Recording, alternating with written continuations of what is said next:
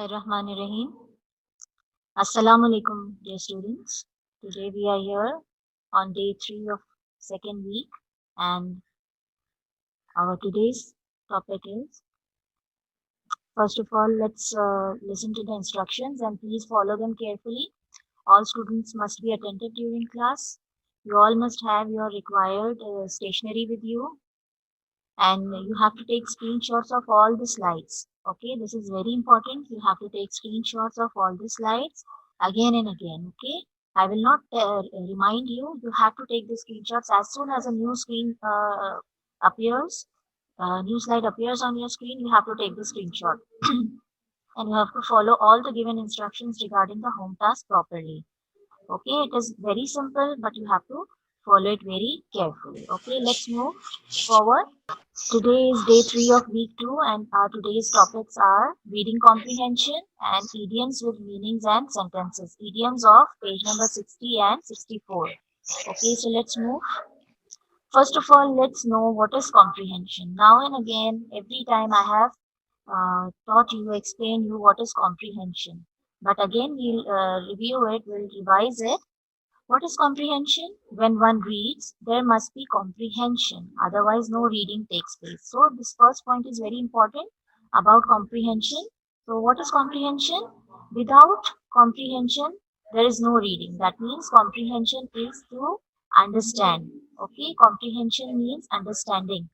Comprehension takes place when there is a communication between the author and the reader. That means whatever the paragraph or the passage is written, so something is communicated to you, some message is given to you to understand. So when you read it and you understand it, that means there is a communication between you and the writer.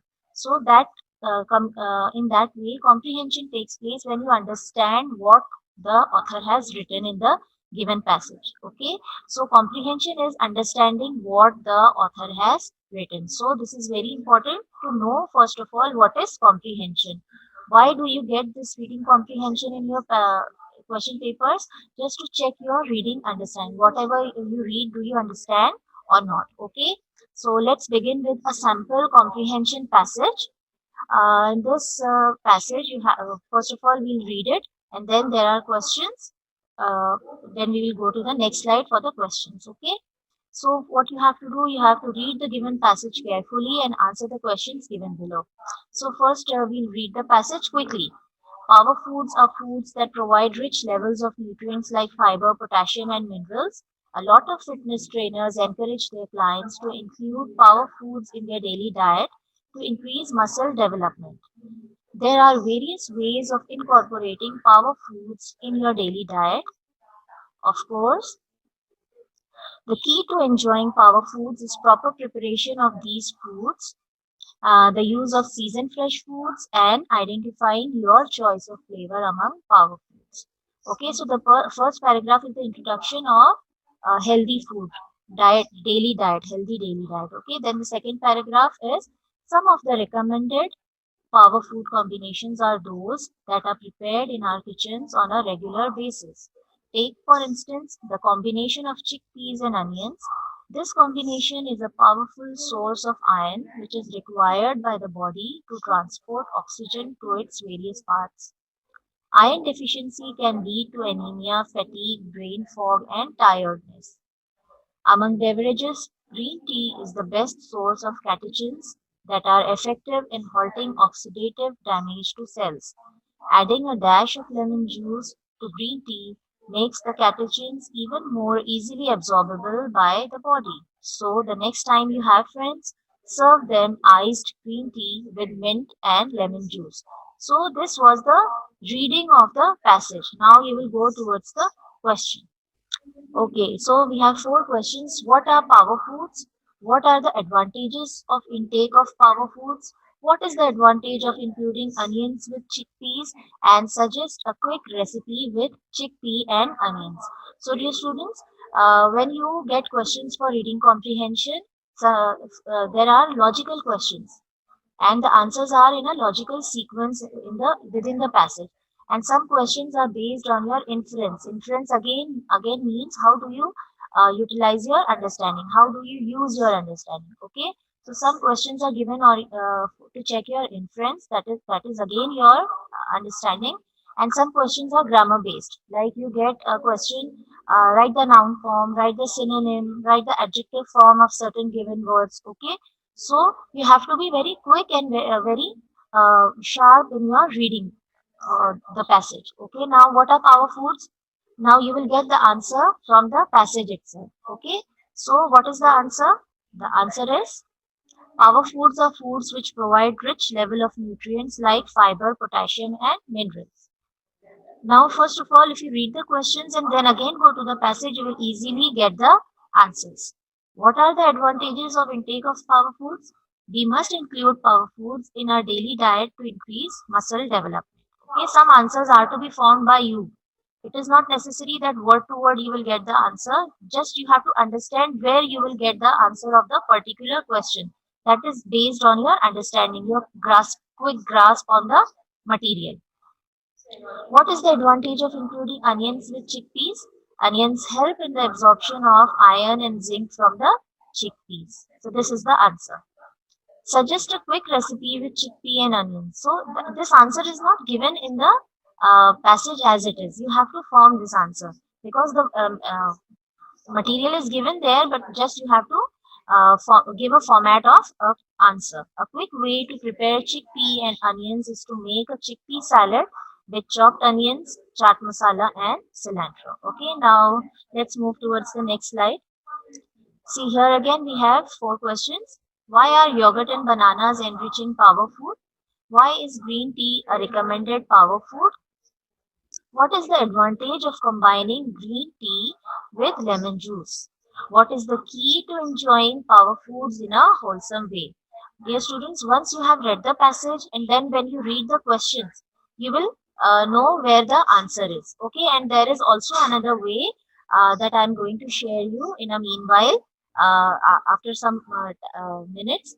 First of all, let's find the answers of these questions.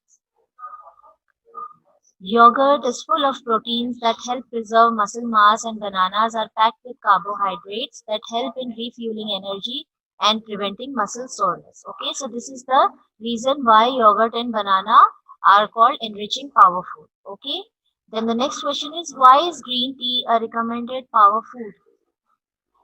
Green tea contains catechins which are effective in halting oxidative damage to cells. So the basic trick is to understand what is written in the passage, and question comprehension is also very important. You must understand what the question is asking you, from where you will get the answer. Next question is what is the advantage of combining green tea with lemon juice? Again the answer is in the passage. Combining green tea with lemon juice helps the body to absorb catechins more easily. Okay, now the next question, what is the key to enjoying power foods? Okay, now it is not necessary that this is the last question, so you will get this answer from the last part of the passage. You will get this answer in the beginning only. Okay, so the answer is power foods can be enjoyed in a wholesome way by including them in our daily diet to increase muscle development. Okay, dear students, so this was the sample passage with questions and their answers to it I have given to you. Okay, now let's see some uh, tips for solving comprehension passages easily. Okay, so first and foremost, read all the questions given after the passage quickly but carefully. Quickly means not just means you have to just give a glance on it. Okay, a quick look means you have to be very quick but careful while reading all the questions. So first trick to solve the comprehension passage easily is to first and foremost read all the questions first. Before reading the passage, read the questions first. Okay, then read the passage thoroughly. The reading should be quick. Then after reading questions, go to the passage. Okay, first and foremost you have to read all the questions, then move towards the passage and read it thoroughly. Thoroughly means completely with all the don't miss anything. Don't miss any sentence, don't miss any word. Read the passage thoroughly and the reading should be quick. Then the third point is focus on the relevant details and underline them with a pen or a pencil. Okay, but while reading whatever you find important, that you first you have read the question, And then when you are reading the passage, you will find that you are getting the answers quickly. First of all, when you read the question and then you read the passage, it will be easier for you to find the answers. Next, read the questions carefully again and go back to the passage to find the answers. Okay, then you will match your findings, that where you have found the question of the answer correctly or not. Okay, the answers are generally in a logical sequence. See here, logical is underlined because the answers are in a sequence, but you have to use your logic. Okay, that is why it is said the answers are in a logical sequence. That means you have to understand whether the answer is what the question is asking, and whether your answer which you have selected is logical to the question or not. Then try to write the answers in your own words. Okay, sometimes as I explained earlier, sometimes it is not necessary that all the answers are constructed within the passage. Sometimes you have to write the answers in your own words. Then to find answers to the vocabulary based questions like synonyms, etc., replace the word with the meaning. If you get a question like write the synonym of so and so word, or write the antonym of so and so word, so whatever word comes to your mind, fit it in the sentence, and if you get that the meaning is the same, then your answer will be correct. Okay, so to find answers to the vocabulary based questions like synonyms and antonyms, etc., replace the word with the meaning. If you find that it is the same in meaning, the answer is correct.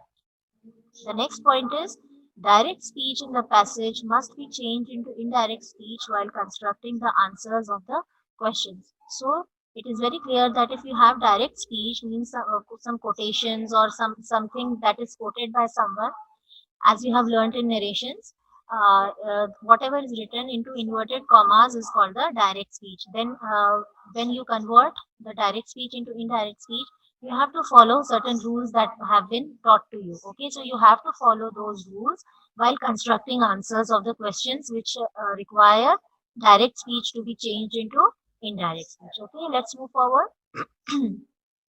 You have to apply correct grammar rules according to your previous knowledge for grammar based questions. Okay, you have to review, you have to recall, you have to use your previous learning of grammar correctly for the grammar based questions. What are grammar based questions?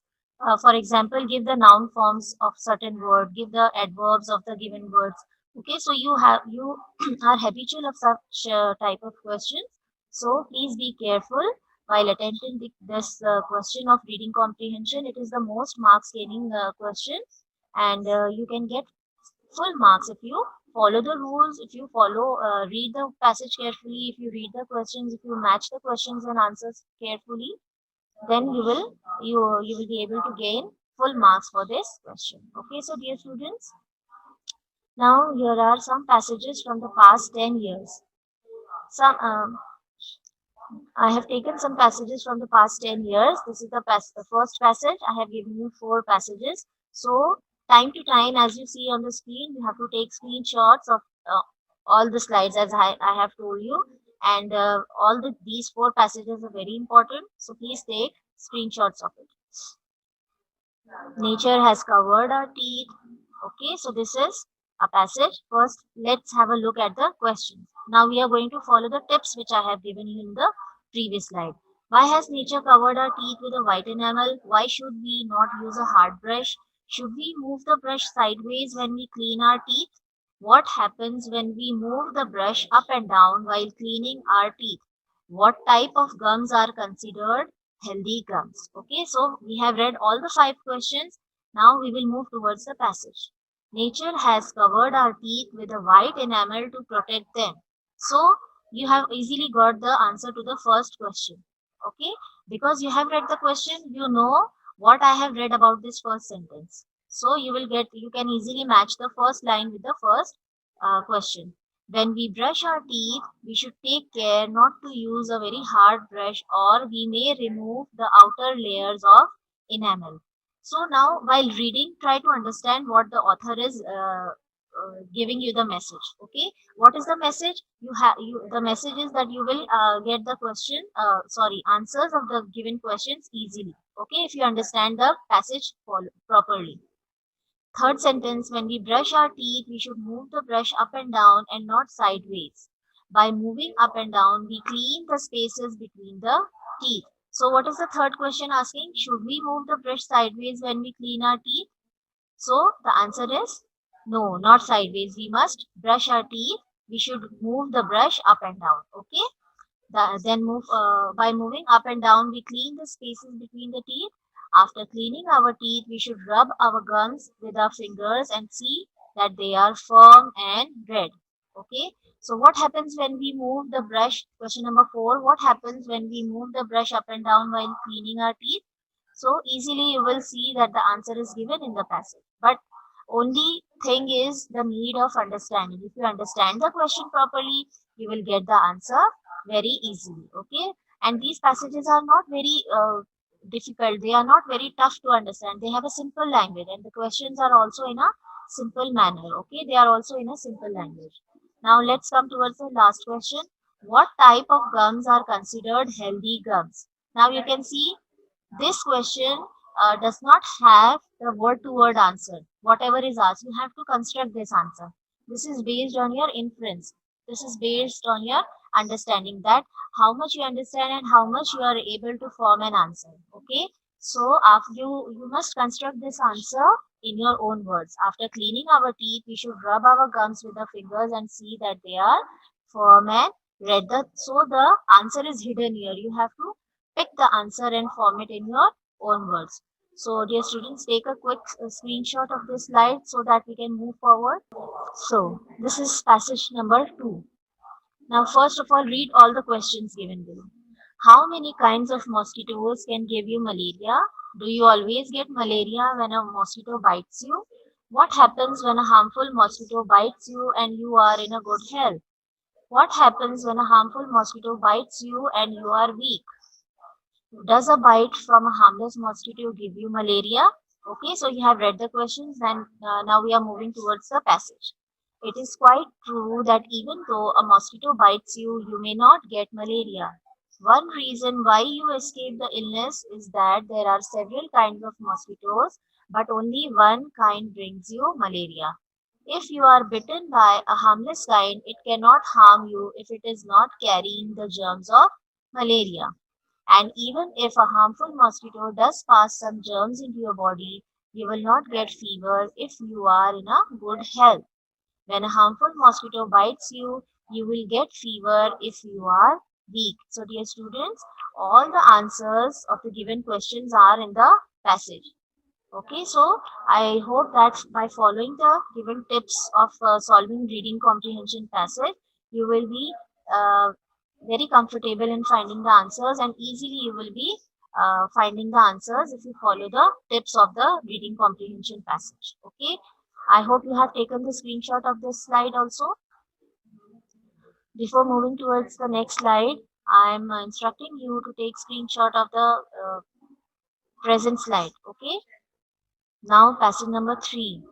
See here, according to the given instruction, there are some quotes here which are written in the inverted commas. So you have to be very careful while changing these quotes into indirect speech. Okay. First, read the questions.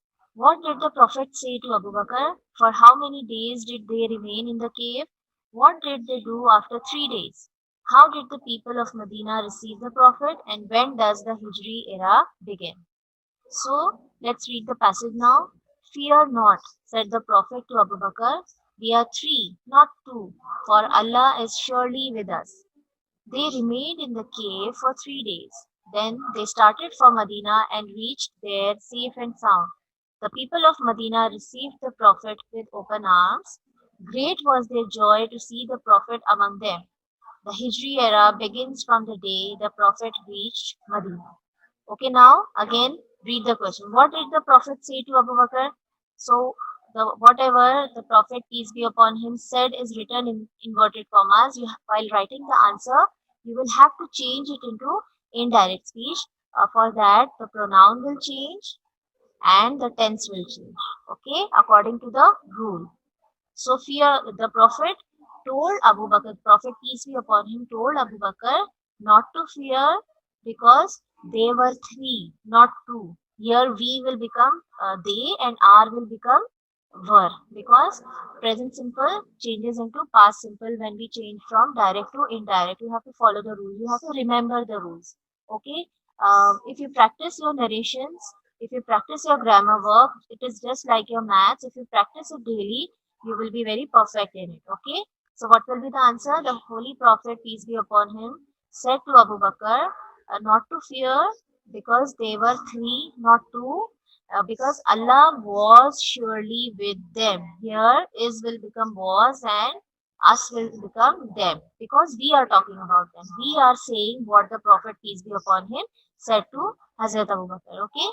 Now, next question. For how many days did they remain in the cave? The answer is very clearly given. They remained in the cave for 3 days. Okay. Then question number three. What did they do after 3 days? Then the answer is then they started for Medina and reached there safe and sound. Okay. Fourth question. How did the people of Medina receive the Prophet? So the people of Medina received the Prophet with open arms, because they were very much happy. They were very much delighted to see the Prophet among them. Okay. Next question. When does the Hijri era begin? The Hijri era begins from the day the Prophet reached Medina. So it is very simple. If you read the questions, then you read the passage, and then you read the question and passage again for finding the answers. Firstly, you read to see what are the questions, and according to after the reading the questions, you will understand what is given in the passage and how will you find out the answers. Okay, so take the screenshot of this passage, dear students, so that we can move forward. I hope you have understood all the passages and all the tips. This is passage number 4. Okay. Now, how can a man be known? What sort of company is good for man? What are the qualities of a good book? How does a good book serve us in youth and old age? Write the noun forms of the verbs know and receive. Okay, so here you have been given a question related to grammar. Okay, now let's read the passage. A man is usually known by the books he reads as well as by the company he keeps, for there is a companionship of books as well as of men, and we should live in the best company, whether it be books of or men. A good book may be among the best friends. It is the same today as it is always was, and it will never change. It is the most patient of companions. It does not turn its back upon us in times of adversity or distress. It always receives us with the same kindness, amusing and instructing us and comforting us in old age. Okay, so dear students, one tip I'm giving you here, you don't need to know the meaning of the difficult words. Okay, always. Sometimes you may be asked the meaning of the word, but not always. So you just have to focus on finding the answer, correct answer to the given question. Okay, so first question is, how can a man be known? A man is usually known by the books he reads as well as by the company he keeps. Okay, so this is the answer. For there is a companionship ship of books as well as of men, and we should live in the best company, whether it be of books or of men. So you can just write the first part of the sentence. Okay, it is not necessary that you will write down the whole sentence here. Okay, if the demand of the question is fulfilled, your answer is correct. Next question, what sort of company is good for man?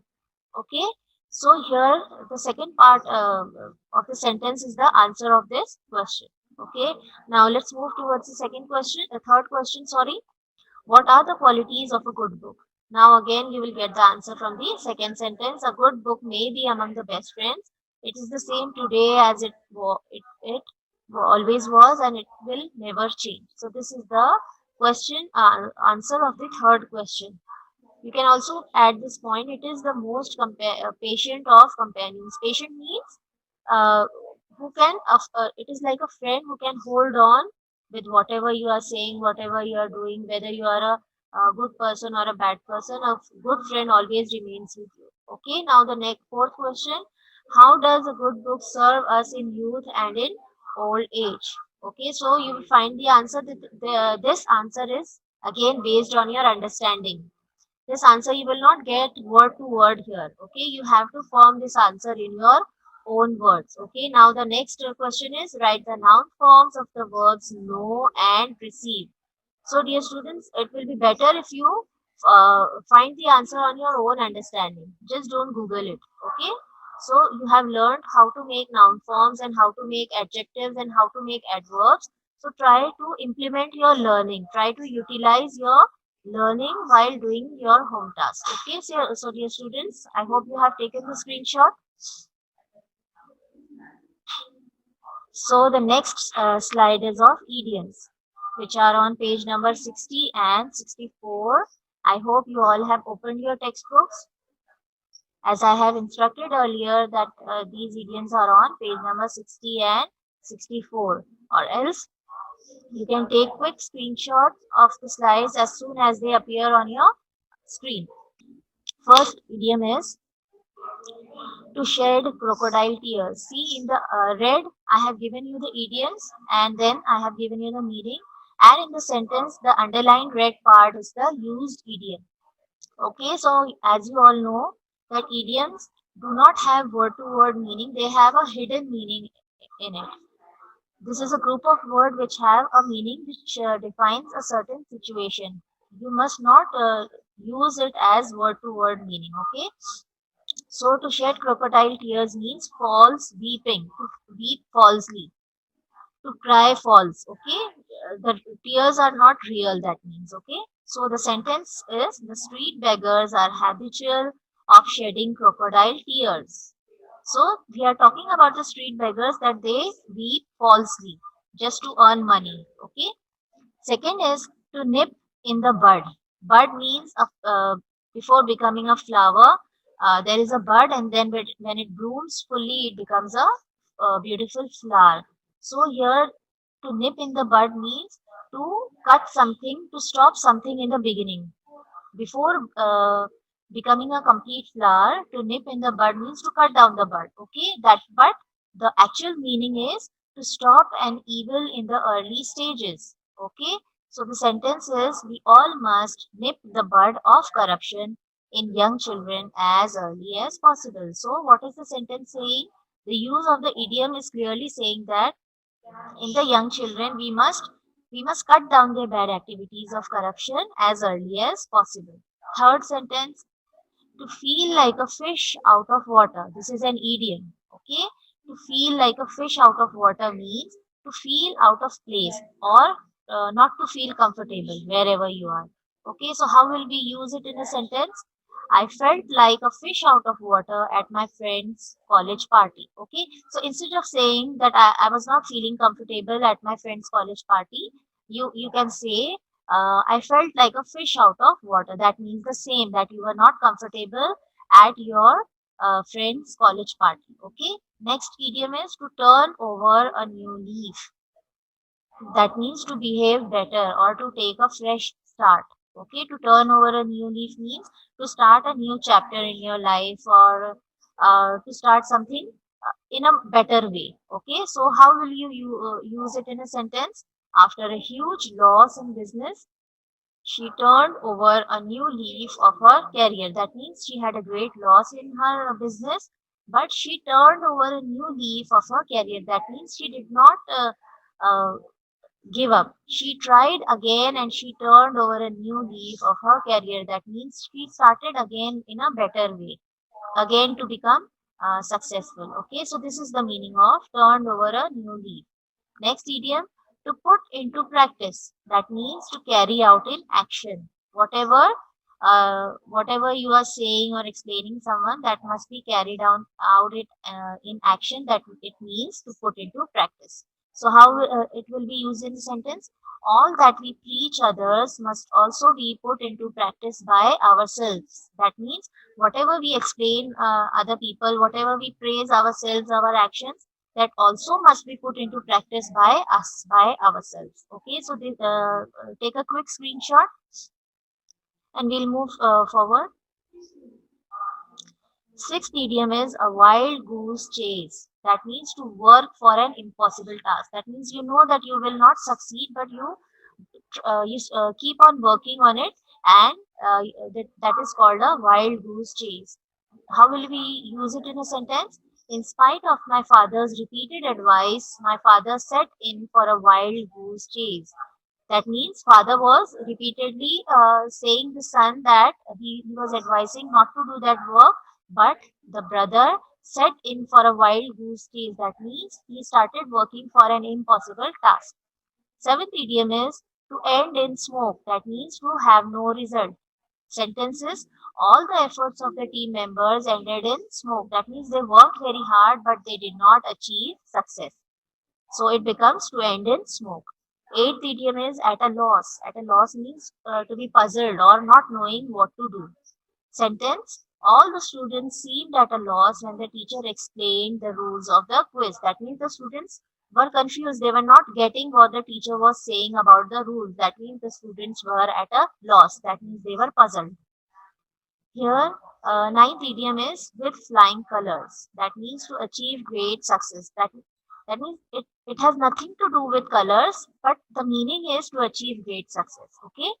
So the sentence is the people who work with utmost dedication almost come out with flying colors. That means we must work with dedication. We must work hard to achieve great success. That means to come out with flying colors. So dear students, this was these were the idioms on page number 60 and 64. Now let's see the home task.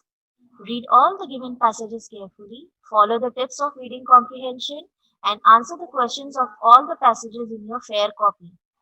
Complete the given idioms with meanings and sentences in your fair copy. So, dear students, it is very important to know that all work is to be completed in your fair copy in the required portions. Your idioms will be done in your prose and poetry portion because it is your textbook work, and your reading comprehension will be done in your composition side of your copy. Okay, so dear students,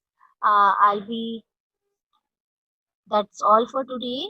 So please try to understand, put into practice whatever you have learned in the previous classes, and take good care of yourself. Allah Hafiz.